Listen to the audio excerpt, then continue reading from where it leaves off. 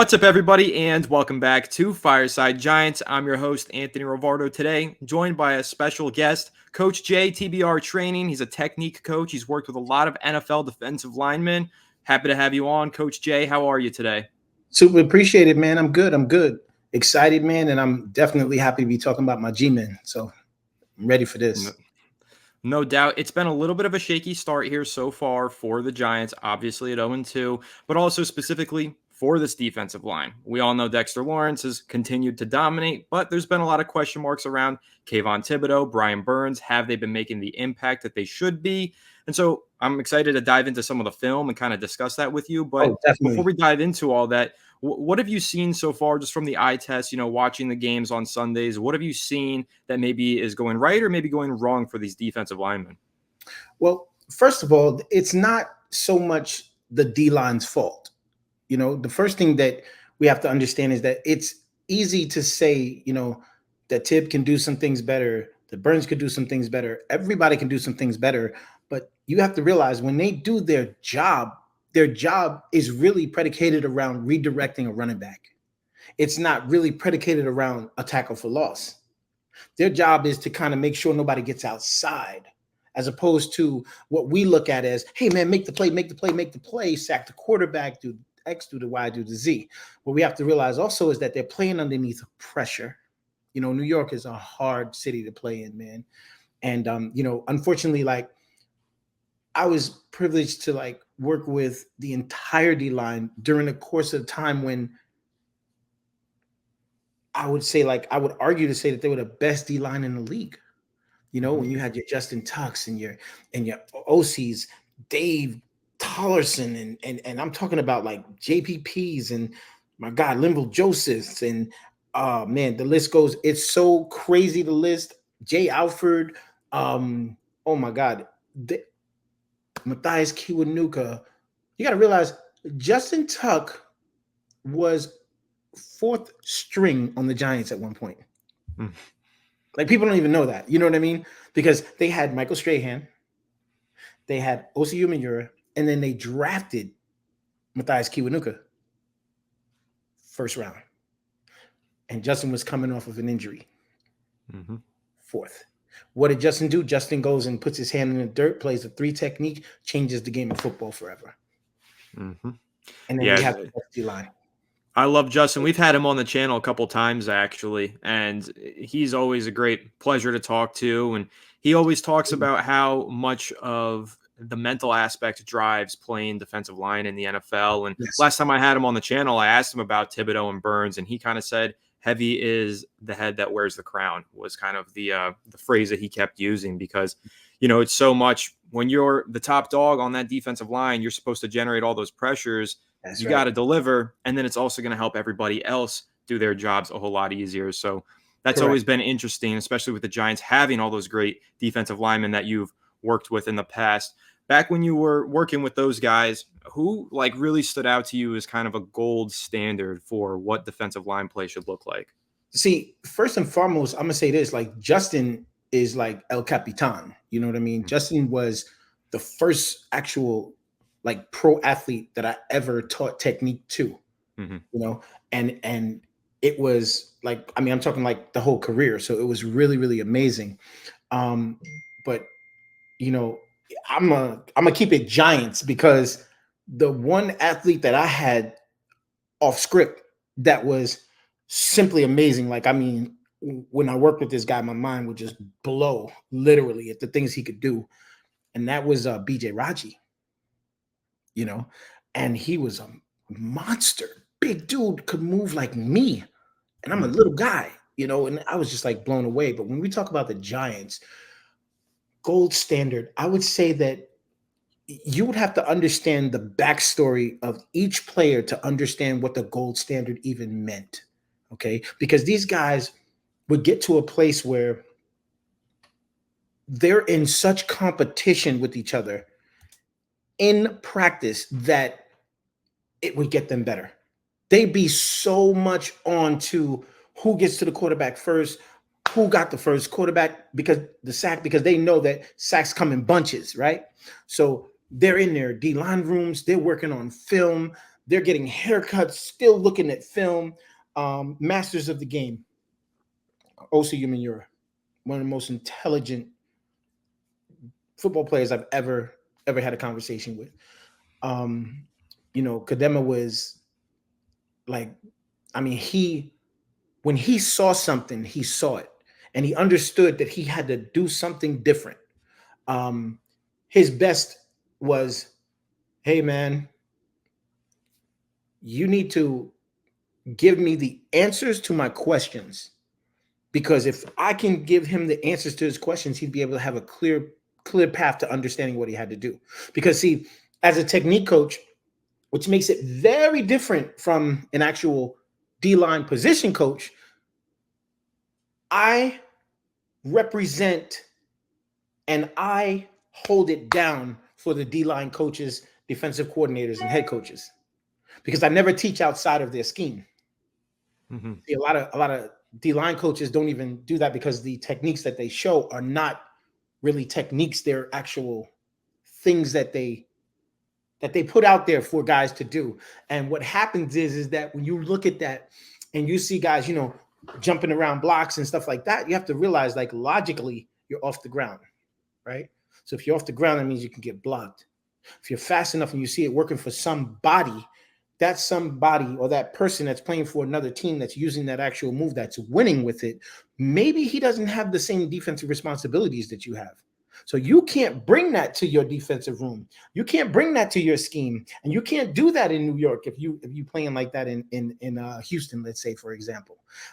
So all of these things, really come into play. Like, to me, watching JPP as a rookie blew my mind, because you have to realize, like, these guys would talk about JPP as a rookie and giving him the accolades, like, oh, he's going to be great. Oh my God. Oh my God. And it wasn't hate. It was absolute, like, whew, I gotta buckle up. Yo, we got to get working. This rookie is good. Like urgency. Okay. Technique, everything. I mean, I'm talking about these guys competed so much. It was ridiculous. You got Barry Cofield.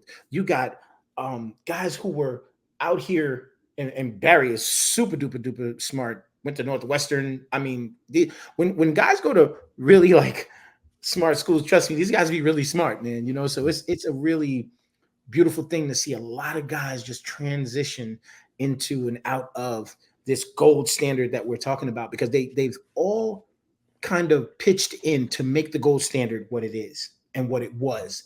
Because I can't just put my finger on one guy and say this and say that, because it's like there's so many different categories that make up the actual gold standard that I can actually say, like, you have leadership, you have this, you have smartness, you have actual work ethic, you have film study, you have commitment to training.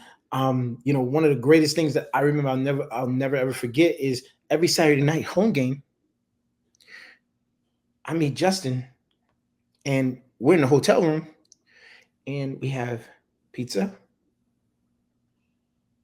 I think it was banana blueberry shakes, and we're going over film and working technique. You see what I'm saying? So it was like, and that was like a ritual. That was like a really beautiful thing, and I love him to this day. We're still really great friends and everything. But, when you start talking about a D lineman, you have to realize, like, you're talking about the heart and soul of a defense, whether they're top notch or not. If they're not that good, then the actual heartbeat won't be as strong. You see what I'm saying? And then when they do get strong, then you're going to see it and feel it and be like, whoa, these guys are waking up.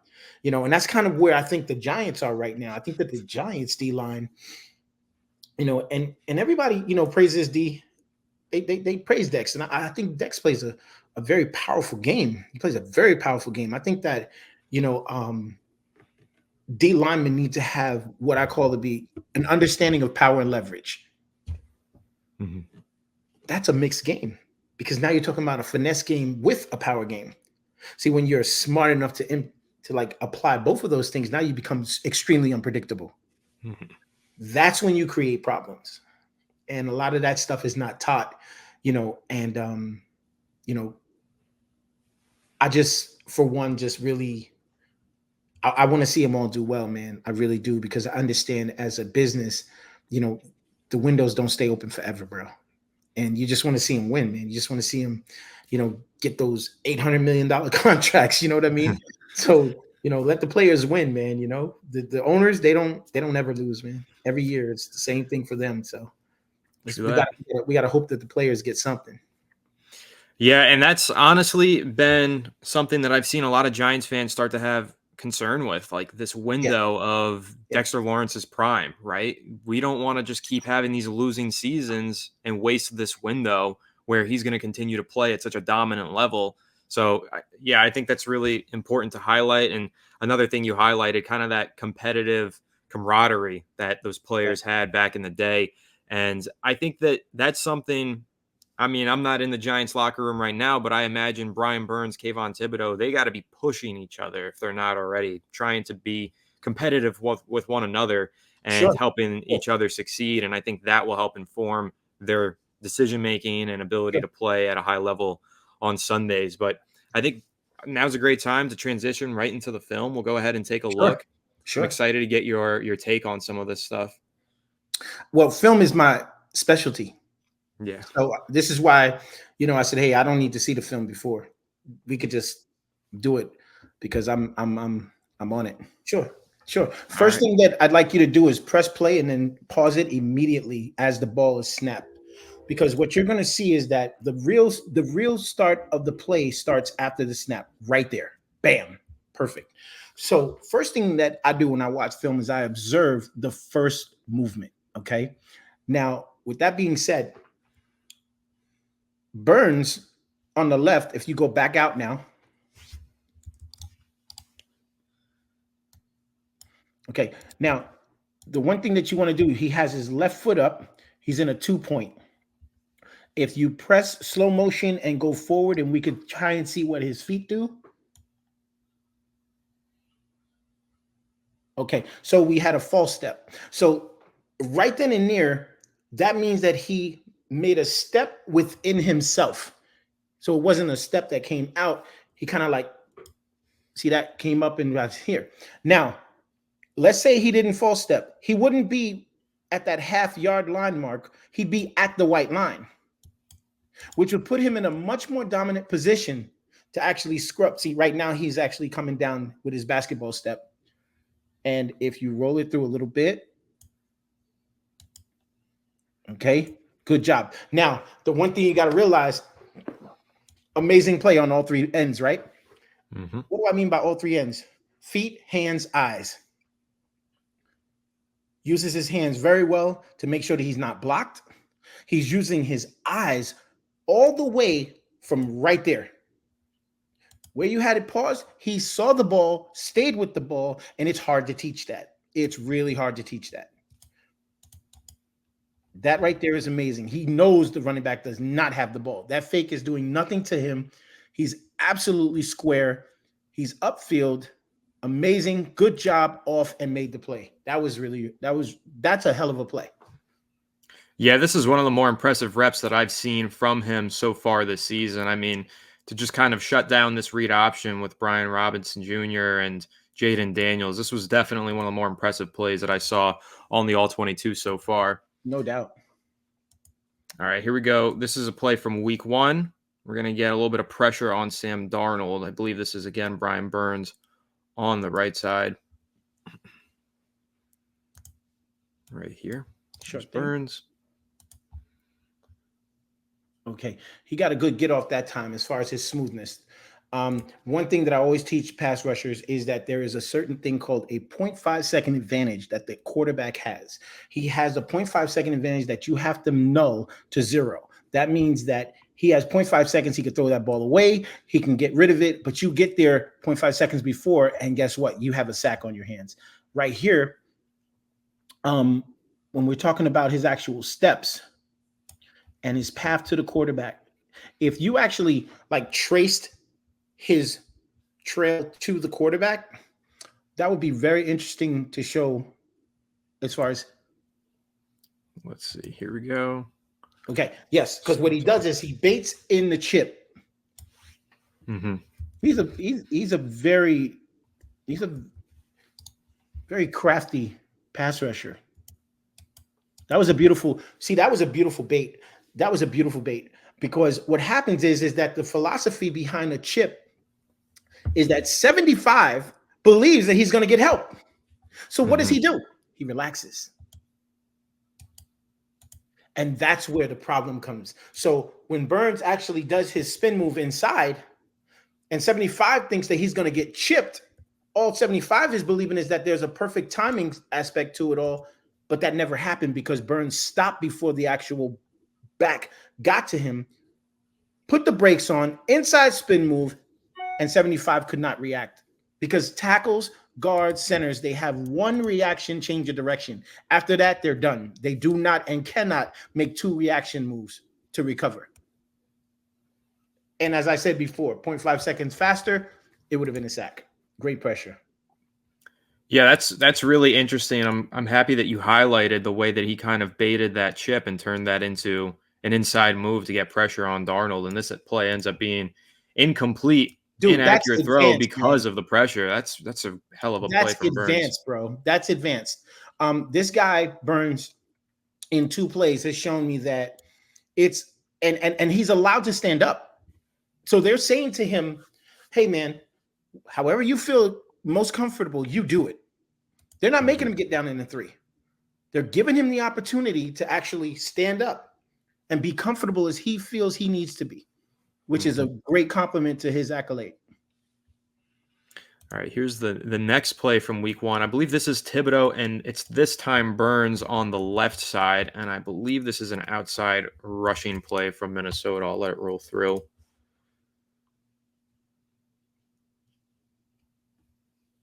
think they're running off tackle here, yeah. And Brian Burns just a heat-seeking missile across the field, basically. Sure. Now yeah, definitely, because they got power all day long right side. So once he sees that, he goes from his defensive end position to almost an outside linebacker position, which is interesting. Because not only did he stay, look where he positioned himself so that he is far away enough to do what? Set that edge. No, sir. No, sir. What is it? What did I tell you? He had great. He sees the whole eyes. play. He's positioning himself to see the play the entire time. Right. See, this guy is very crafty. This guy he's a very, very, very smart individual. Look at it. Look at it. Look at his eyes. Look. He's seen everything the whole time. And he baited him again with his speed because he could have been a lot faster and overran that play. But he made the back look like he was going to go. See, the back doesn't even see him. He's hiding between all the players and still has visual on the back. That's what you call a crafty player. Yeah, you're right about that. Look at that. He turned on the speed the last 2 steps, burst, knowing that the back would not be able to make a move because the back is making a move on the cornerback number 30. What number is that at the top right? This player right here? Yes. I think that's 40. I think that was 44, Nick McLeod. Yep. That's McLeod. Maybe, no, 31, that's Tyler Nubin. Right. Okay, safety. So 31 sets the edge, okay? 31 sets the edge, and then everything else is a wrap. Excellent job. Excellent job. Yeah, that's a very impressive play here, for sure. Now, let's go to Tib while we're here. Let's go right back and let's go to Tib. Just same so you play? can see what's really happening. On the same play here? Yes. Now, first and foremost, you got to realize something. Tibbs on a tight end, right? So there's a small little saying about tight ends and D ends, right? Tight ends don't block D ends, period. It's not allowed in the culture, okay? So when you go off this here and you watch how Tib approaches the line of scrimmage, he took 2 steps inside, which gave him a bad position because now he's getting reached by the tight end. See that? See how he takes that step out, but he still steps in instead of stepping up to the tight end. Had he stepped up to the tight end, he still sets the edge because he knows he has a lead blocker coming through also. See that? So now he has help on the double team. He wanted the inside shade of 84 when he really should have taken the outside shade and pressed 84 inside to the C gap. Right. If he does that, he also offsets the timing of contact for 30, and he messes up the timing, and then the muddy waters become the thing that redirects the back, because that's his job, to redirect the back. Now, a lot of people say, hey, good job, he set the edge.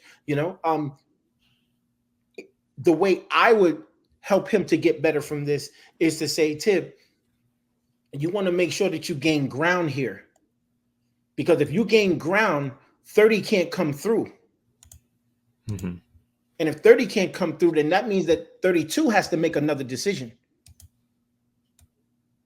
And that's why you have Burns on the backside, because if you look right there, oh, go back. Right there. There's your cutback lane right there. Mm-hmm. There's your cutback lane right there. And that's why Burns is still chilling right there, because Burns is smart. Burns is seeing him. Burns say, if he cuts back, I got him. You see that? Because that's cutback right there. If Tib was to press the way he would have, there would have been no hole. He would have cut back, and then Burns would have came down and made the play anyway. Right. Bow. Yeah, big hit there for sure. Yeah, absolutely. All right, so I think the rest of the film is going to dive into Thibodeau over on this side, and it's going to have a mix of good and bad in here, I think. Sure. So we'll just kind of roll it through and see. So there he gets the pressure. I believe this is the third down sack in week 2 that was erased by a defensive holding call downfield. Right.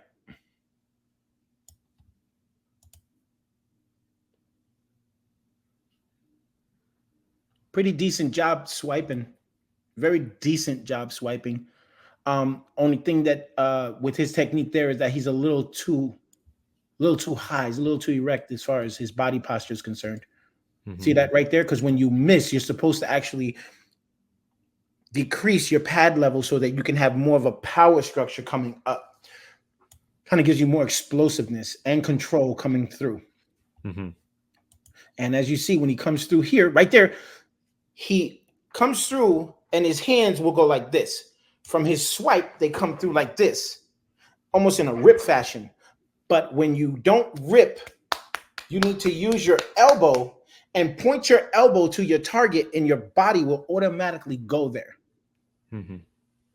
See? So what happens here is that he ripped and brought his hand back down, and then he ran past the target.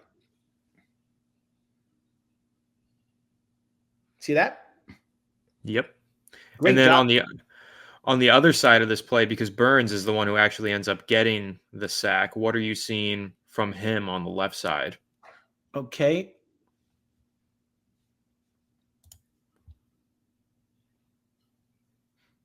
Okay, so Burns just played a I wouldn't say cat and mouse game, but what he did was he made sure that he had control of the offensive line's hand placement on him.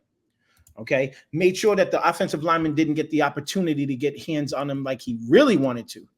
Now, he went from 2 hands to 1 hand, and then he shrugged the hand in. The only reason why the offensive lineman is still studded there is because the offensive lineman was applying pressure with his outside hand. And when you apply pressure, as long as Burns keeps that hand there, that offensive lineman can't move. So as soon as he goes underneath that hand, all that pressure goes to a free space, and that's why he gets caught bending down. Yeah, I'd say that's a pretty good rep for both of those pass rushers. Oh yeah, definitely. I like the actual I like the middleman right there though, fighting through the double team the whole entire time. Mm-hmm. I love that. Big Dexter. I love that. I always say fight one man, and he sure did that. I love it. See, and it's amazing because when the center has to give you that much help past the hash mark, that's impressive. Now, the only thing I would tell Dex on this play is that Dex needs to make sure that he keeps his hips upfield. See? Right. Because once you turn him to the sidelines, you lose the pressure of an upfield battle. Mm-hmm. But he's definitely had his hands in some good position. Very strong. See this next play. That's a pretty nice rep from Thibodeau. Oh, yeah. You're going to have a handful of these. You're going to have a handful of them. You're going to have a handful of those. Now, what happens is this, though. He's coming in, and there's the 0.5 seconds right there. If you look at the first 2 steps, right after that, the next 3 steps are slow because he's setting up his hands. See? Now, the element is that you should run right through that full speed. And what happens at full speed is that you get to the quarterback. See that 0.5 seconds? That's that 0.5 seconds, yeah. Now, here's a tip for these guys if they're watching this or if they see it. Offensive lineman, 78. His first kick is very different than his second kick, which means that if Tib would actually give him, and he's bringing his feet together, which is one of the worst things you can do as an offensive lineman. So if Tib can make him change his feet by running into him as fast as he can, he would not have the ability to change the direction. So this is where speed kills, because he's at a wide 9 right now. Let's say he steps into a 7. That 7 would give him that extra step he needed, that he would be able to run straight up the field and run right around 78 because he's so fast, so fast. And then you have 78 who would then try to kick out, which would then give Tib the actual opportunity to go up the field and then spin move right back inside. This is how you set up the psychological pass rush methodology for murdering tackles, because there's nothing this guy can do. You have to understand, when you're training a guy to do pass rush, you don't train him for pass rush. You actually prepare a D lineman, and you say, you check the running back on the way to the quarterback. That's TBR training's philosophy. We pass rush every play. We're always looking at the quarterback, but we check the running back on the way to the quarterback because we know that 0.5 seconds, we need it, and we need it bad. See? So we don't wait to see what's happening. We kind of just go for it. And like I said, there's that 0.5 seconds. He's like, ooh. And I'm not sure if Tib looks at that like that, but Tib could look at that and be like, yo, this dude's right. See that dance he did with his hands? You see that? See that dance he did with his hands? All he's trying to do is really freeze the tackle. But this tackle, he doesn't have to freeze him. Look at him. He's straight up and down. He's not in any way, shape, or form bent over. And all he's trying to do is shoot his hands out. And that's what Tib is baiting him to do. But he could have baited him so much better if he ran at him full speed and made him set his feet faster. Then it would have been over. That would have been a sack. That play wouldn't have gone anywhere. That would have been a sack.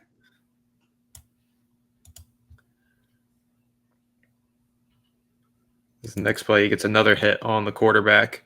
Sure. See, I love the way you say that because, to me, these are all sacks that didn't happen. And my job as a technique coach and a pass rush, perfectionist, is to always understand how to convert the sack. See, those 3 steps, while he was up in this position and he's going like this, that is the point where he missed the 0.5 seconds. See that? That's the point where he missed the 0.5 seconds. And it's 0.5 seconds that he's there every time. This 0.5 seconds is the difference between him having 3 sacks right now in this game. Yep. And those aren't even first downs anymore at that point. So now we're talking about controlling the game. Now we're talking about actually putting the Giants in a position to win.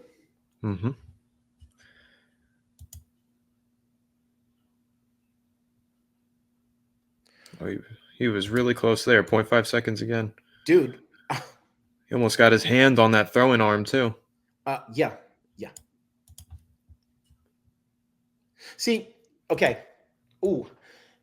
He went over and then came under and slowed himself down with a rip posture. That's something that I show guys, that a rip is meant to reposition your body. And that's it. It's used to reposition the body. Had he stayed over the hand, because he went under the hand. So once he goes over the hand, he clears. Then he goes under the hand. See how he goes over, and then he comes under right there. That's where he went wrong. That's the 0.5 seconds right there. See how he's getting pushed? That's the 0.5 seconds. Because once you go underneath the rip, you've given the actual offensive lineman the opportunity to regain posture and position on you. And that's where the 0.5 seconds went. See, every time you look at this, I look at it like, where's the sack? There's the sack right there. I always have to find the sack. That's the one thing that I used to do with Tuck. That's why those guys, do you remember the year those guys had like 40-something sacks on their D-line? Yep. Crazy. You don't even want to know how many quarterback hits they had and all that. It was insane. It was insane. That was a great rush. See, these guys are doing great things without the knowledge of the small details. And I think that the small details changes this whole dynamic. The whole dynamic. Wow. Did you just see what Dex did on that play? Did you see what he just did on that play? Clogged up 2 linemen, that's for sure. Watch what he does with his hands. He swam one guy and then drove back the center. Or the guard, I'm sorry, at the same time. He swims him and drives him back, redirects the running back. You can't, and that's 2 yards behind the line of scrimmage, bro. He collapsed the quarterback from the middle of the he pressed the pocket. Amazing. Awesome job, bro. Yeah, Dexter is incredible. Very good. Now, who's in on that tackle? Was that Pib? Was that Tib? That's Thibodeau, yep. Yep. Okay. So Tib, okay. Right. Okay. Tib had B gap. Okay. Great job. Yeah, Tib had the B. Excellent job. See, that's discipline right there. I love that. That's what you call a great play based on the scheme of the defense. Because he had B gap. So no matter what was going on, he had to get in that B gap. And as soon as he gets in that B gap, all he has to do is bounce out because he was there and he made the play. Like that's typical. Like that's how you draw it up as a D line coach and as a defensive coordinator. So a question for you, just based on some of the conversations that we've had so far, you'll see a lot of conversation online about how pressures can sometimes be just as valuable as sacks, sometimes, because a pressure can force an errant throw that leads to an interception.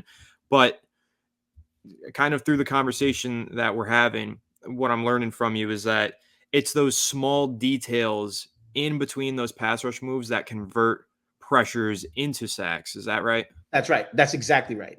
And you have to also realize this too. The coverage downfield is reliant upon the pressure of the D-line.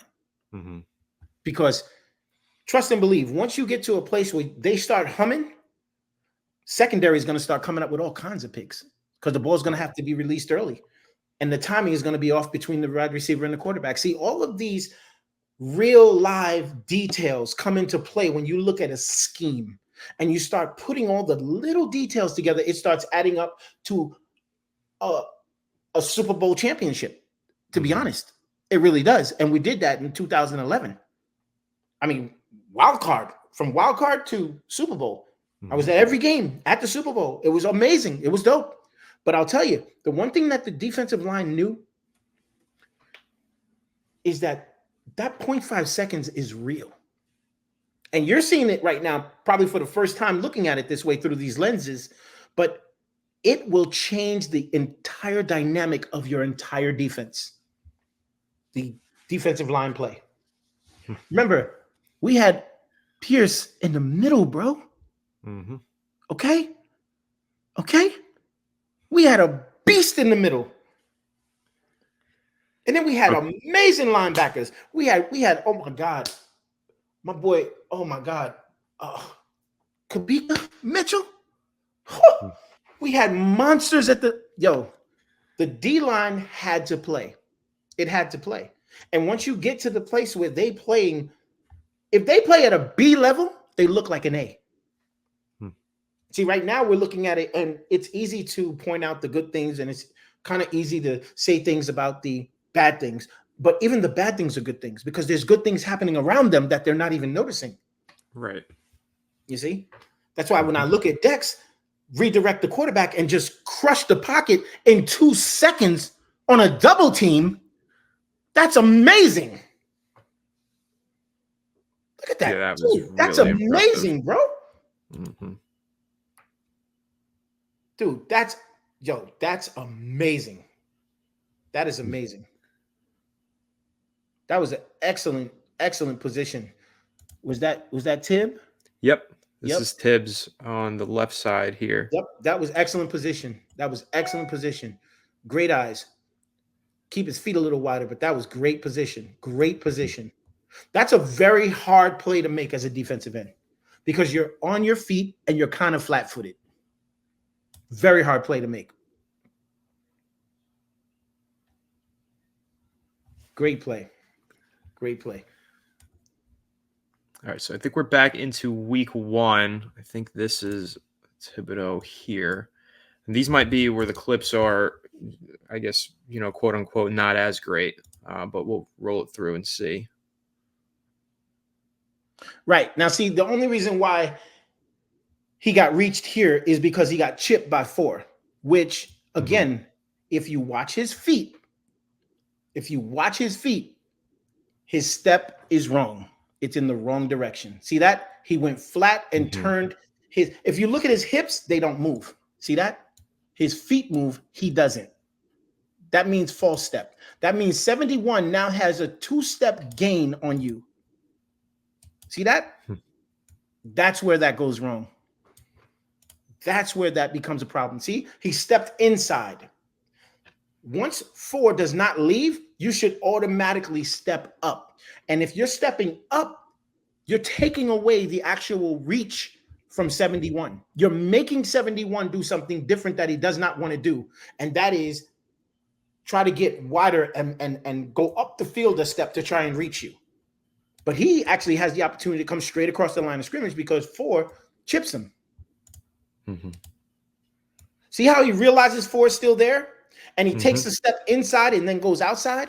See, that's where it's all wrong because you cannot anticipate that step. That's why the first step should be from the actual back foot up, not the up foot out. So would you attribute this to, say, he's maybe just misreading what the offense is running out there? Not at all. Not at all. Right now, you have to realize that 4 usually will go out on a route. But what happens here is that he realizes extremely quickly, and he realizes it just too late. I'm about to get reached.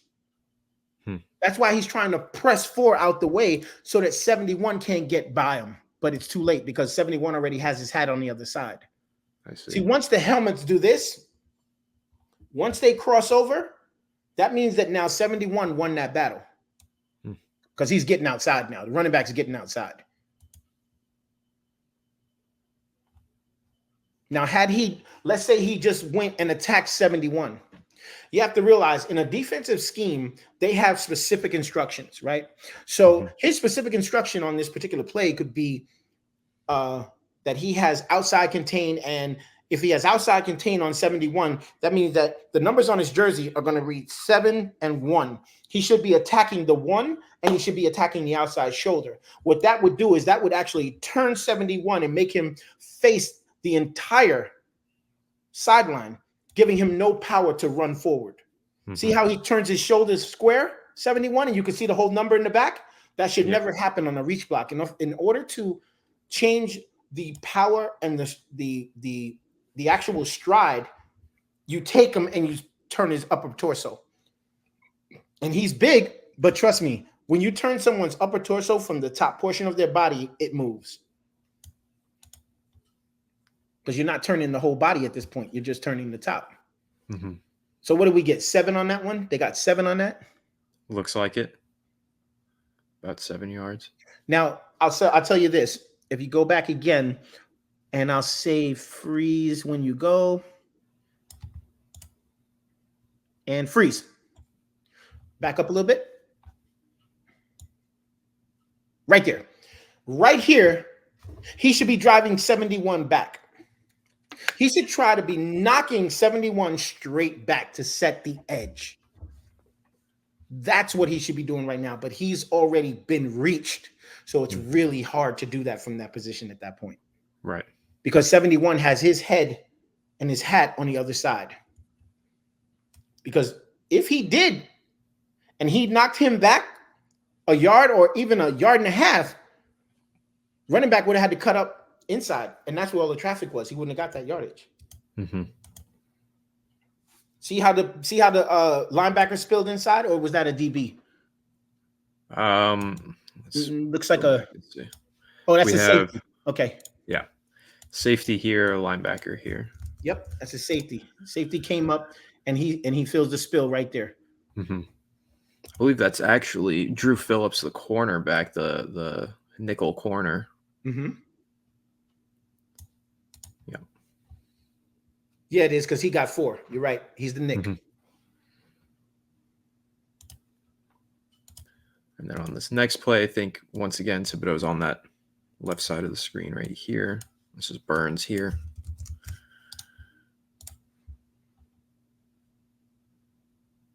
Oof. They would say he missed, right? That's what a lot of people say. Oh, he missed. What you have to realize is that the guy was waiting on it. Mm-hmm. Okay? His right hand chop. He chopped the hand as the hand was coming in. See that? Mm-hmm. You saw it, chopped it down, and just sat on him.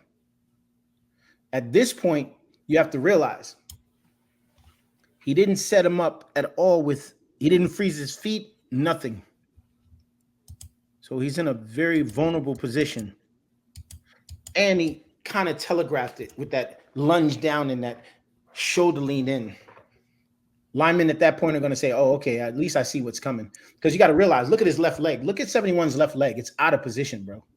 He's ready for a full bull rush right there. See that? Anytime their legs go that wide, if you full bull, they're going back, bro. So whatever you were planning to do, and this is the thing about pass rushing again, pass rushing 101. You have to become extremely responsive and reactive. Once you see those feet go apart, smack them with a full bull. It's got to be speed to power. And right now, he's not speed to power. He's just giving him a straight lane, straight in. This is what I call sitting duck. Because no matter what he does at this point, even that little step outside is not doing it. He's already inside of the red zone. He's already in contact zone now.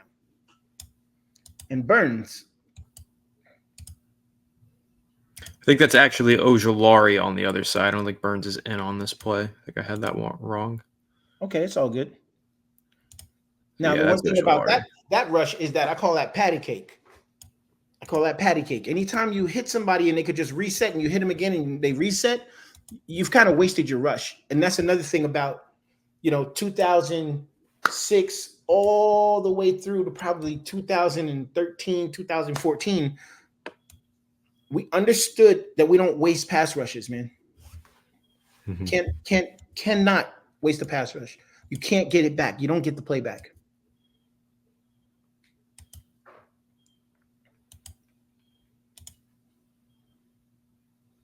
Woo. Nice job, D-tackle, whoever you are. Jesus. Very good job. On 67, good job. Yep, that's Dexter again. Oh, no. See, he's a monster. Bro, he can't be blocked by one man. Do you see this? This is what I call power, bro. Boom, boom, boom. See that? The handwork underneath always working for the pummel. That's a wrestling term that says that you want to actually get the inside motion and be able to extend at a point, get the inside motion and extend at a point. Once you get an inside motion extension, it's almost undetectable for the offensive lineman to know that you're getting ready to push him because he's feeling too much hand motion, and then boom, you extend on him. That's a great job by that guy. That's a good job. Woo! Did you see him? Oh my God, he's doing some really good things right now. Dex on his plate turned his hip. See that right there? Oh, that was awesome. Oh my God, that was awesome. Ooh, I gotta go pee. That was awesome. No, that was awesome, bro. That was awesome, man. Shit. Oh no, that was awesome. That was Yeah, awesome. Dexter special. I mean, I think we always have like, had some really super duper dope inside dudes, man. Yeah. Like we always have.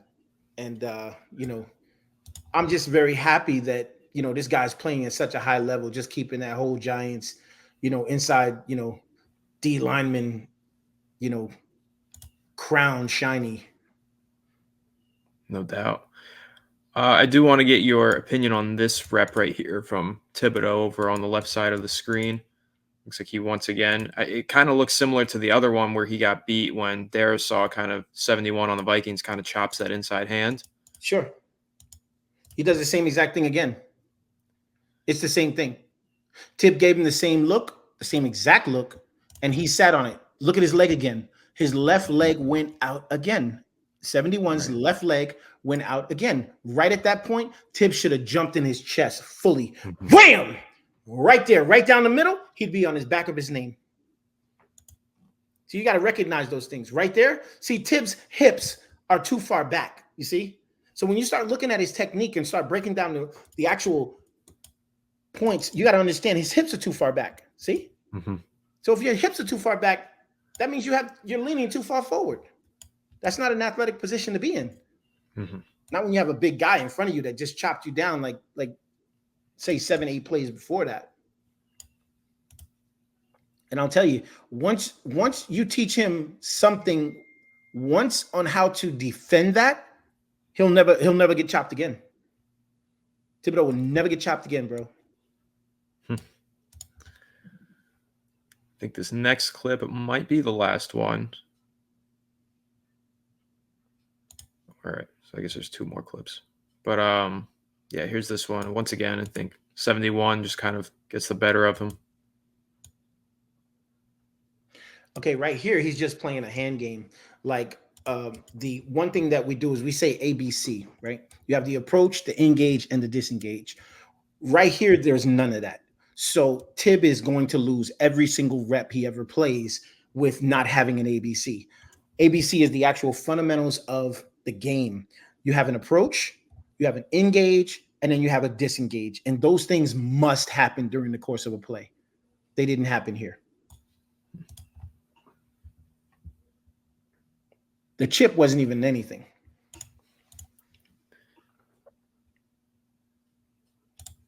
Oh, and then that'll be our last clip that we have. I just think that Tib's become very predictable at this point, and 71 is just eating the one-arm stab. Mm-hmm. How much of that do you attribute to maybe it's mental with Thibodeau? Maybe he got beat on a few reps early on, and maybe he kind of got no question, stuck bro. in his head. Let me tell you something. If I come out and punch you in the face, you're gonna say, "Ow, holy crap." But then if I come out and I say, "Put your hands up," and I still punch you in the face, you're like, "Yo, how'd he do that?" Then I'm like, "You can't stop me no matter what." Boom, I punch you in the face again. You're gonna be like, "Yo, hold up. I don't even want to fight this guy no more." Like, yo, forget it. You won. It's like he doesn't give up in that same mental manner. But what happens is that you go to your tool chest as a defensive lineman. And when the tool chest does not help you out, you lose a lot of momentum mentally. Because you go to your toolbox and you're like, okay, he's chopping me. I got to stop putting up that left hand stab because he's watching me. Every time I do it, he's chopping me down. I got to make sure I keep that hand up. In actuality, what he should be doing, since he has that great look, you know what I would have taught him? Shoulder left hand, chop the right, over with the left, rip, sack. No problem. Super fast. And it'll look like that. What? Done. He'd be like, "Oh my God, that's crazy." Because once he gets that stab, you have to realize something. 71 didn't move. He was so confident that once he saw Tib coming in like that, he didn't move. He knew he had control and he would chop that hand. He wasn't worried about Tib going in around the outside. Now, Tib's right hand was in position to do what? To chop his left hand. because the 71 was chopping him with the right hand. Tib would show his left. He'd wait for the contact, chop Tib down as he comes in. But if he did showed that left hand and then came through with the chop on the right hand, on 71's right hand, come right down over, pin the right hand, he'd have walked to the quarterback. Mm-hmm. He'd have walked to the quarterback. Because you have to understand, once an offensive lineman thinks he got you, he doesn't move anymore. His feet are no longer like on tilt. Now, if you beat him around the edge and you show him that speed, he's going to be like, oh, man, I got to turn and get him. And then all of a sudden, you run him up to the top, spin back inside, boom, you got him again. There's a bunch of stuff that guys think that a toolbox should have. Mm-hmm. It's technique, and it's all in the mind. And you should have an understanding that as a pro athlete, if you get into a position where you're doing something consistently and it's not working, you shouldn't do it. Mm-hmm. You have to make the change. You have to convert to the next move.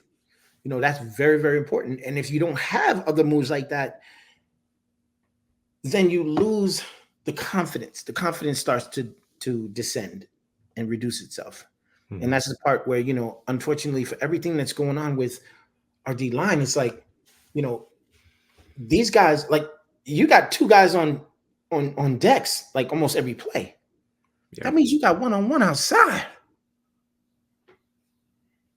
Y'all got to eat, bro. Like, y'all got to eat. And it's not that easy to just say, hey, go in there and get these sacks, go in there and get these pressures. I don't even like pressures. Pressures ain't the thing that I even rate. I don't score them. I don't record them. You know, when I look at a stat line, I'm looking at how many sacks you got. Then I'm looking at what was your pass rush win ratio. Those things, if they're high, you're getting paid millions, bro. Millions. Millions on millions on millions. And that's what every single player in the NFL is playing for. They're playing for their bag, right, which they should. And the thing about it is that if you're not playing for the bag from a standpoint of a stat, an actual statistic, a statistic is a fact. It is not something that's made up, bro.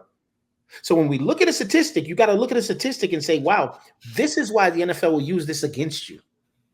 I don't care if you had 8 sacks in the last 2 games. They'll pull out a whole laundry list of everything you didn't do the first 3 years to balance off that so that, you know, we ain't looking at that now. We got to look at this. We got to look at the fact that you have open field tackle misses. When was that a stat? When was that a stat? It is when they talking about that money. See, right. There's a business to this. So every time I get a player, okay, and a player says to me, Coach, I got to get paid, man, blah, blah, blah. I'm like, great. So then you're going to be listening, right? So then you're going to take on heed. You're going to make sure that you do what's necessary, right? Yes. And then I say to him, what are the stats of the top 5 guys at your position? They don't know.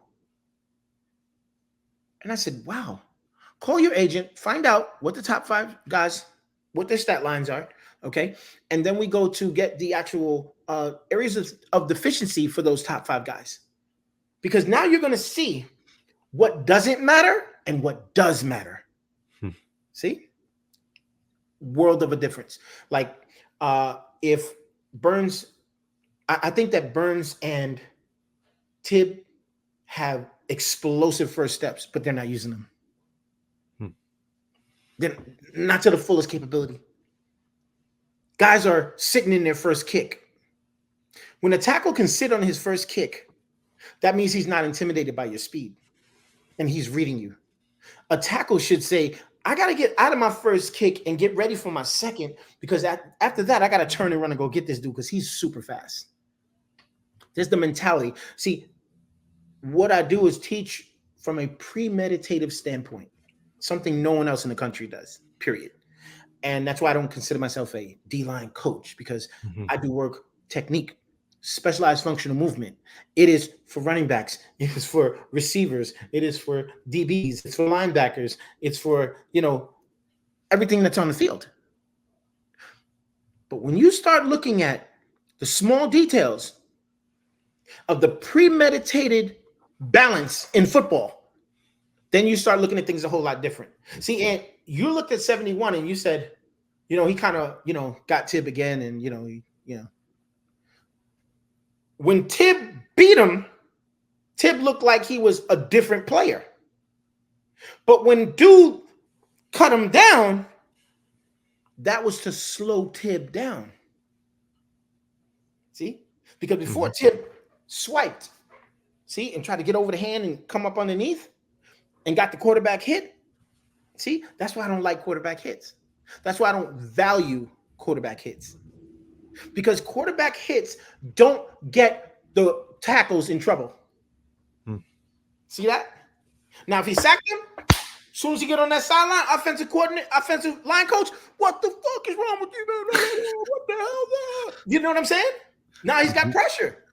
All of a sudden, you turn around, you look at the offensive side of the field, and you say, oh, man, they're killing our quarterback. That makes the whole line look bad.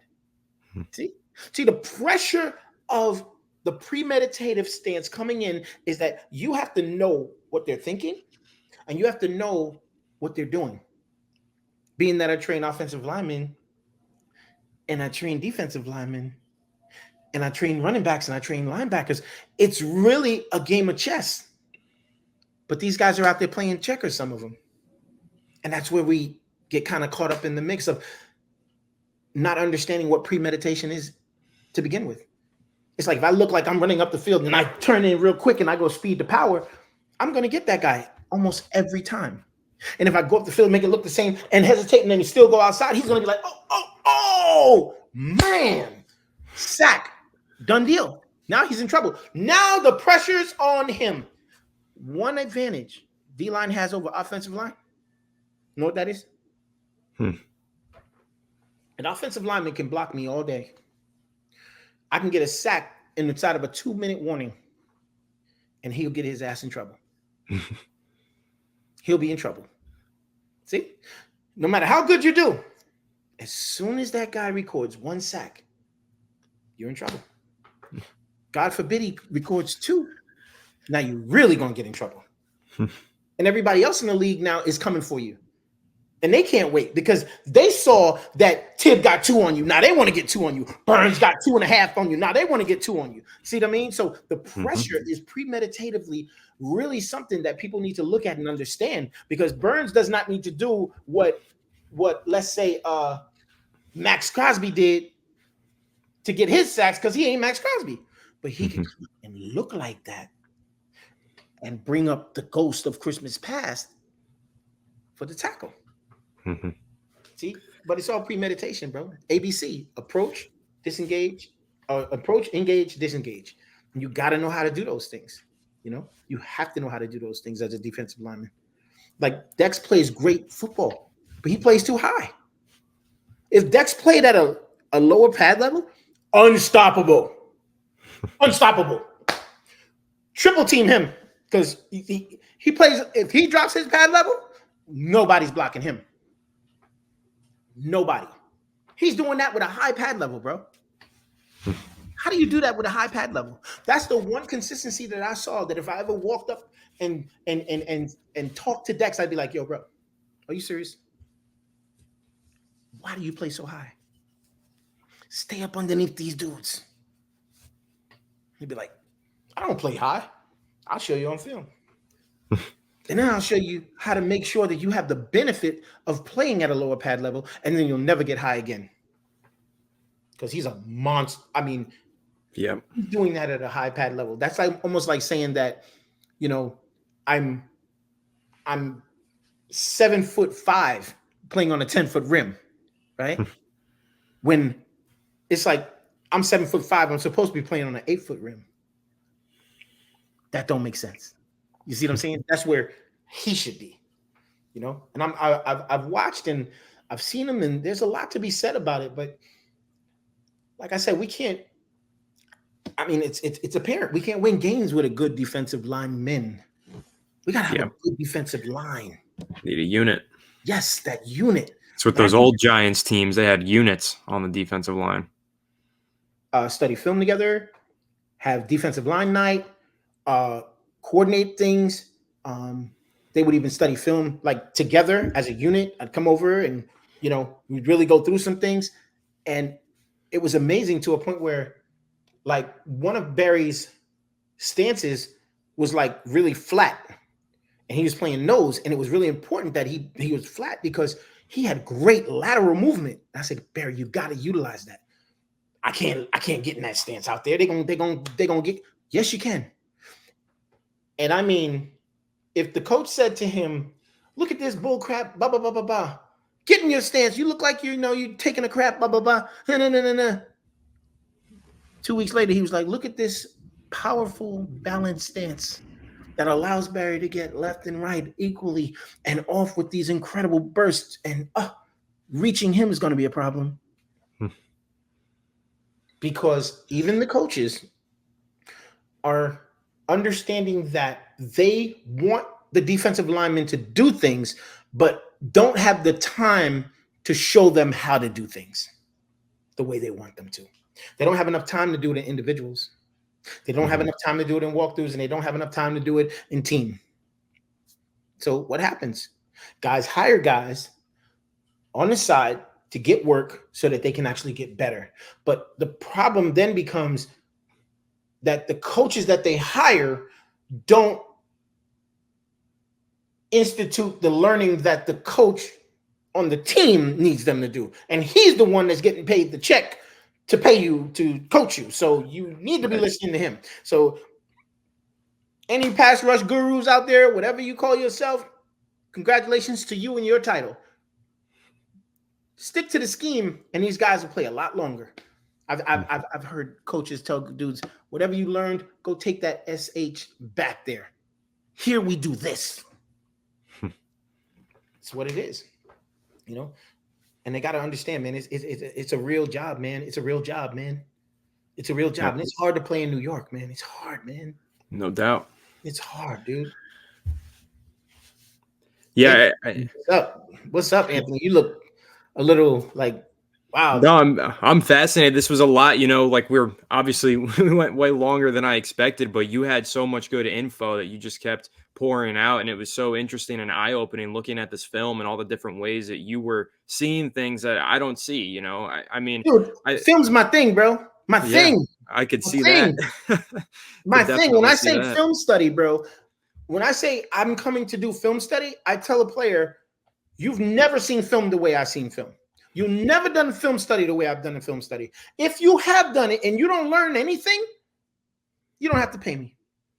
They're like, what? Come on. I'm going to show you. Because the biggest thing is, what could I possibly teach a pro athlete that they have not already learned? See?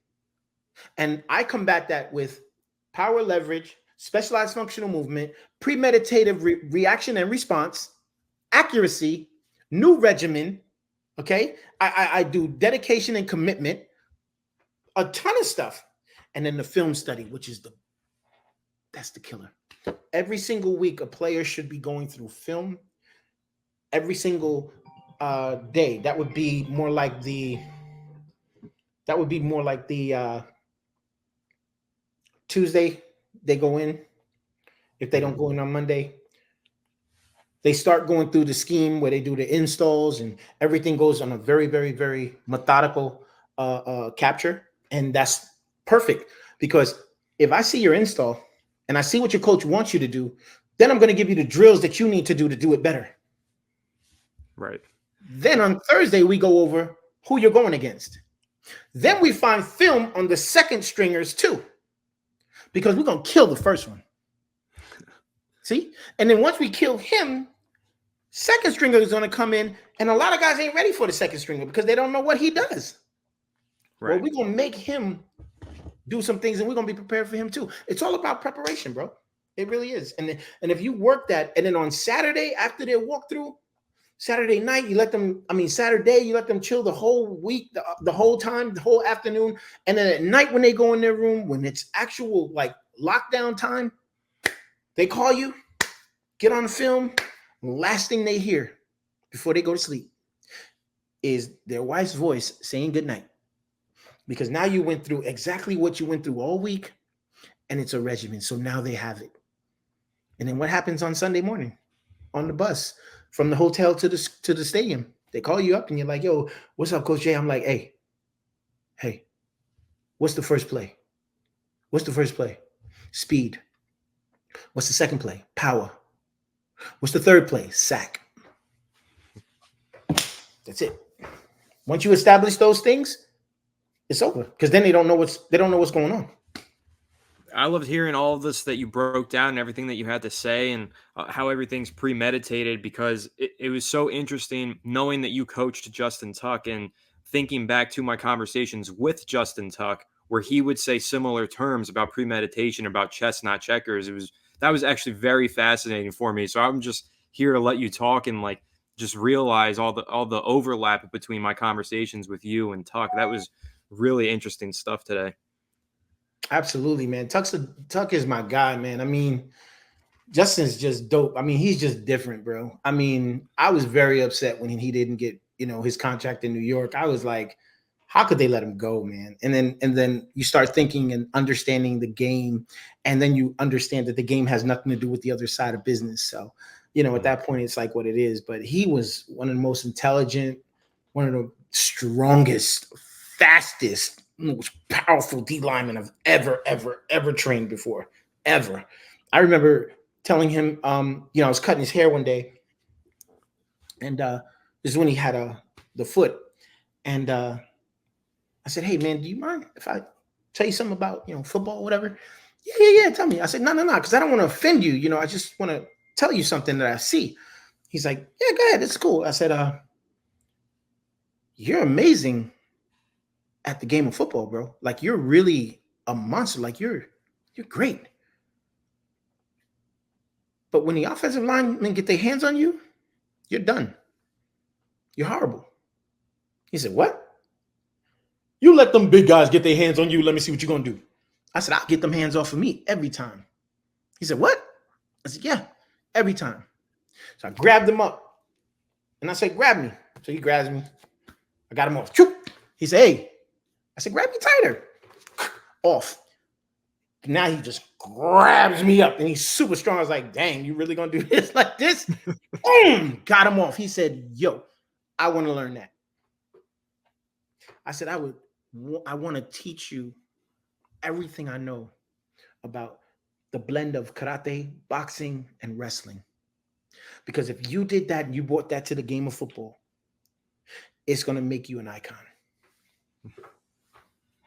The rest is history. Mission accomplished, I would say. Hey, it was a beautiful thing, man.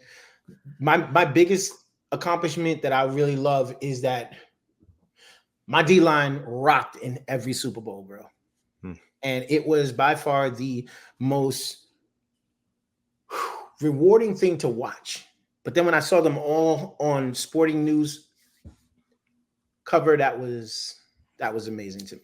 That just to be able to say like, wow, I worked with every single one of those guys on there, and Osi just didn't even want to get on the thing because he didn't want to jinx it. So it was just like, wow, man, this is really amazing, man. It was a truly great, great opportunity, man. And like I said, it was to the point where like I was actually the barber, so that was like my into the locker room, right? And as I'm cutting hair, I'm becoming very, very, very familiar with like the team. But of course, I had like my faves, and Webby and Ross and Ma Bradshaw, all them guys, my dogs, still to this day. Yep. And it was like you sit there and you're like, wow, you're working with pro athletes and helping them make a difference, helping them earn for their families, and helping them make dents in the NFL that otherwise would not have been. Then it got to the point where I was like, okay, wow, this is really, really a thing, and started spreading out to other teams and stuff like that. Now I work on a hush agreement because to me it's more beneficial for me that way. Mm-hmm. Now I work with hush agreements, so it's like, oh, who are you training now? Oh, I can't tell you. Because the good thing about it is that I don't have to quote unquote compete with people. A lot of the guys that I work with now are they may have a positions coach guy or a pass rush coach guy that they work with, and they don't like to mix up stuff, right? So they're like, Coach J, man, I want to do film with you, and definitely we could work a little bit on the technique stuff, but we can't be out there like that, because I work with X, or I work with O, or I work with this one, or I work with that one. Sure. And it's understandable, but like I tell them all the time, I don't care who you work with. Go work with whoever you want. You could do that. This is your career. But when the shit hits the fan, and you come and you say to me, I need your help. Contract year, I need your help. Training camp, I need your help. I got to make this team.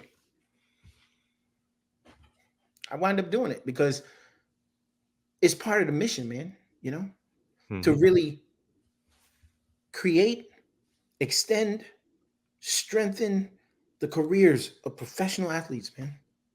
And it's like people have no clue as to what really goes on. Trust me. They have no clue. They have no clue what goes into it. They have no clue to the mental strengthening. They have no clue to how much time it really takes to get to know Anthony. To get to know how Anthony wants to work and how Anthony will work best amongst his peers while still elevating past his peers. Something he thought he could never do. Now he's doing. Because now he knows how to listen to what the coach is saying. Now he hears the keywords to what the coach is saying. Now he knows how to blend a conversation with the coach that makes the coach say this, for example. Hey, coach, you see how Ford just tricked me on that? He stayed there. I'm talking about that play with Tib. Mm-hmm. And in 71, they're going to jump out there and then the man done reached me. You know what I mean? I couldn't even get out there. Like, you know what I mean? And then here's the TBR training side of that, right? Let's flip that. Hey, coach, when 4 lines up, shouldn't we pull down the nickel so that he doesn't have an opportunity to stay there that long? It's almost like a double team, because the double team on lineman, the backer has to come down so that the guard releases, so that it becomes one-on-one with the actual center at that point, right? So the same thing should attribute to the actual double team when it comes to that reach block. So if he says that and he acts that, he now gives the actual coach the opportunity to coach up everybody else and say, good question, Tib. Good question, Tib. Oh, man, this man's making good questions. Anytime you give the coach an opportunity to coach up the team on another level with a little bit more detail, the coach is going to applaud you times 20 million, because now you just made him look good. You made him look great. Because he's not saying, hey, man, you can't let that happen no more. No, you're right, coach. Yeah, you stepped inside. You did this wrong. You did that wrong. Okay, coach, but tell me what I should have done. What you should have did was get on 71 and, set that edge. We ain't caring about no 4. Blah, blah, blah. And that's usually the terminology. That's usually the attitude towards that. So right. You then say, hey, coach, if I attack 71 on his left side, or should I attack the right side? He'll say, no, I don't want you to attack that right side. You attack that right side, that means you just gave up the whole reach. Now the man going to go run up the whole sideline. Attack the left side, pressure up, set that edge so that we get help on the inside. No problem, coach, I got you. Now if 4 comes down and he tried to do you, guess what? Pick one man, one fight.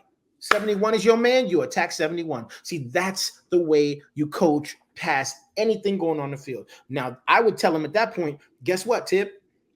When they get in that position, charge and smack 71. So he doesn't even get a chance to come out and reach you. Because 4 is going to try to chip.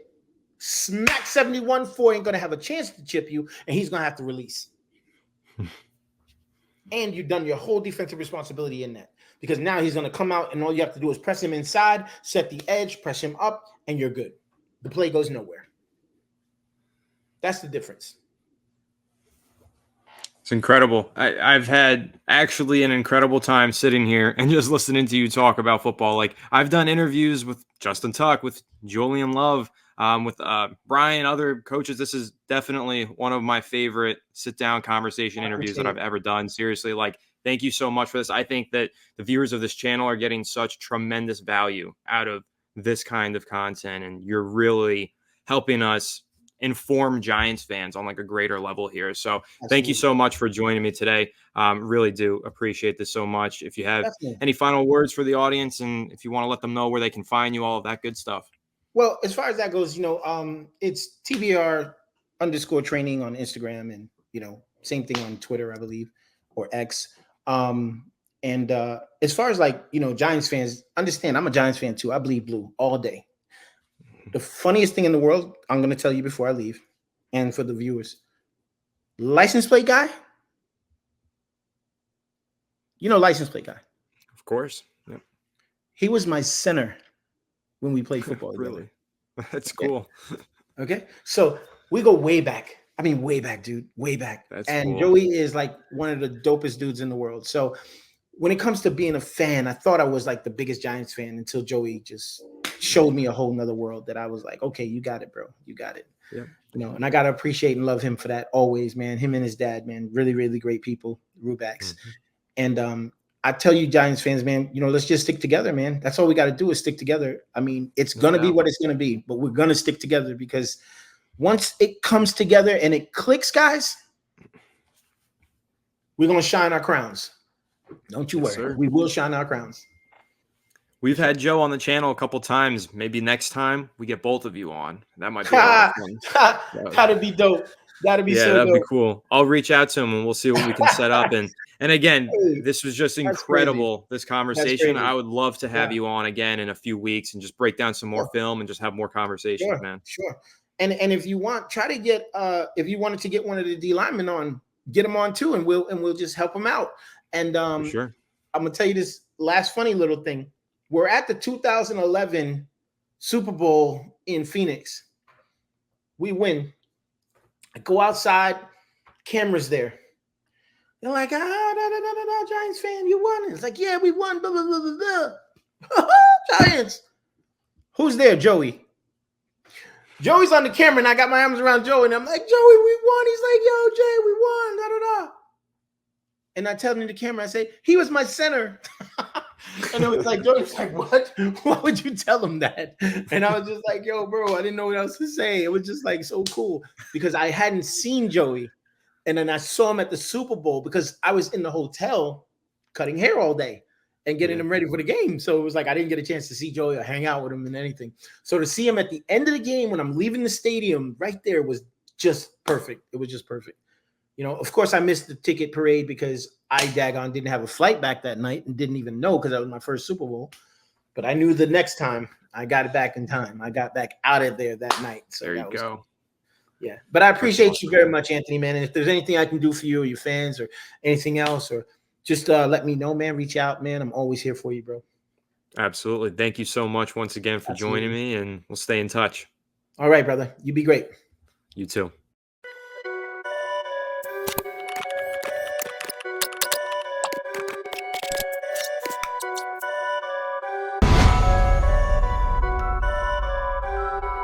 Perfect.